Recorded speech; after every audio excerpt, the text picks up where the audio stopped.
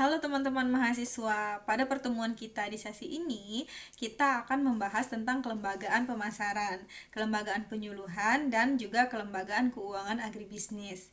Perkembangan sektor agribisnis itu tidak hanya bergantung pada kemampuan produksi saja, tapi juga pada efektivitas sistem kelembagaan yang mengelola proses pemasaran, penyuluhan, dan akses keuangan. Nah, pada modul 5 ini dirancang untuk memberikan pemahaman mendalam kepada mahasiswa mengenai peran strategis ketiga kelembagaan tersebut dalam mendorong pertumbuhan dan keberlanjutan usaha agribisnis.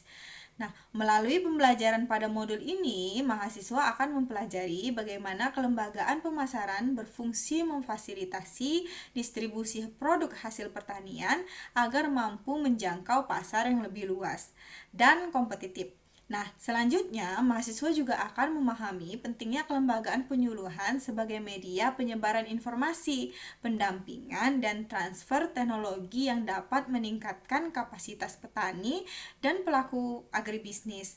Selain itu, lembaga keuangan agribisnis akan dikaji untuk memberikan wawasan mengenai peran akses pembiayaan dalam mendukung produktivitas, keberlanjutan usaha, dan penguatan posisi petani dalam rantai nilai agribisnis.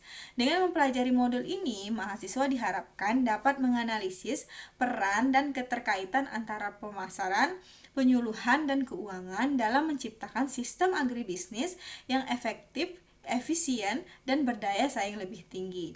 Lebih khususnya lagi, mahasiswa diharapkan mampu untuk menganalisis mengenai peranan dan fungsi dari lembaga pemasaran serta saluran pemasaran di sektor agribisnis, menganalisis mengenai peran dan jenis lembaga penyuluhan serta program-program di dalam penyuluhan pertanian, dan menganalisis mengenai lembaga keuangan agribisnis. Nah, pemahaman yang diperoleh ini akan menjadikan bekal penting dalam merumuskan strategi pengelolaan agribisnis yang adaptif terhadap tantangan global dan dinamika pasar yang terus berkembang.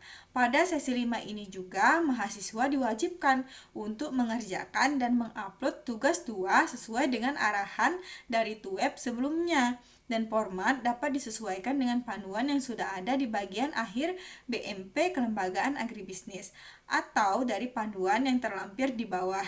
Nah, perlu diingat bahwa pada mata kuliah berpraktik ini, seluruh tugas bersifat wajib ya, karena jika tidak dikerjakan, meskipun hanya satu tugas saja, tidak akan lulus dari MK berpraktik. Maka dari itu, wajib untuk dikerjakan setiap tugas yang diberikan. Selamat belajar dan semoga sukses!